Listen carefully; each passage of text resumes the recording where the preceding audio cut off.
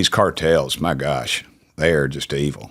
They're these kids and these sex trafficking things and probably organ harvesting. Just let your mind wander the worst things in the world.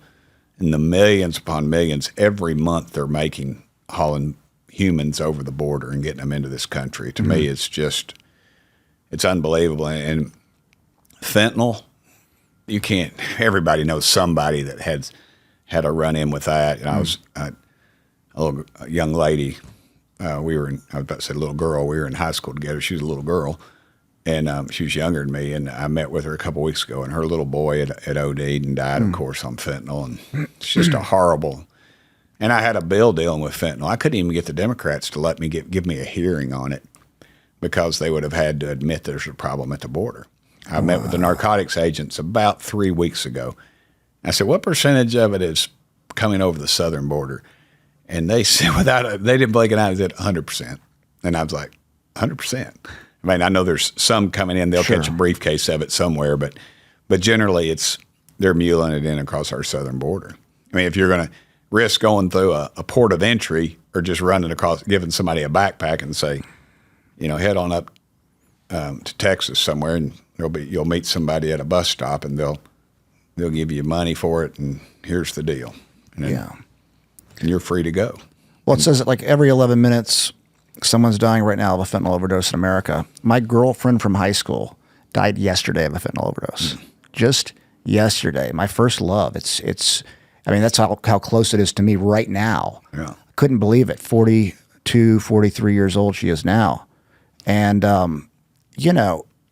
it's incredible to think that, like, where's the humanity? Not money, not politics, but humanity to know that you have fentanyl coming over the border, but you don't want to admit there's a border problem, and you're just pretty much letting people die, destroying the country. What does the other side say when you talk to like the friends that you have on the other side? Do they actually see it?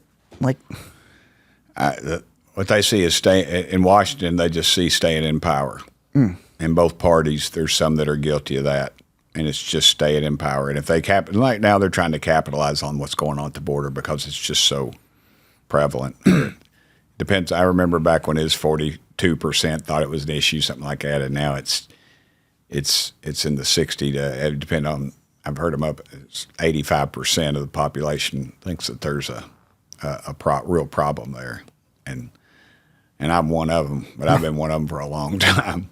I just shake my head because they just won't address it. And the only way you're going to address it is stop the flow into the country. Yeah. And the only way you're going to do that is build that dadgum wall, and you're going to have our military there, pull them out of these countries where we shouldn't be in, and put them down on our southern border. Yeah. They have a job to do, not protect Afghanistan, not to protect some oil baron over in the Middle East. Protect and preserve the Constitution of the United States. And I would submit to you, our southern borders are very constitutionally sound to protect them.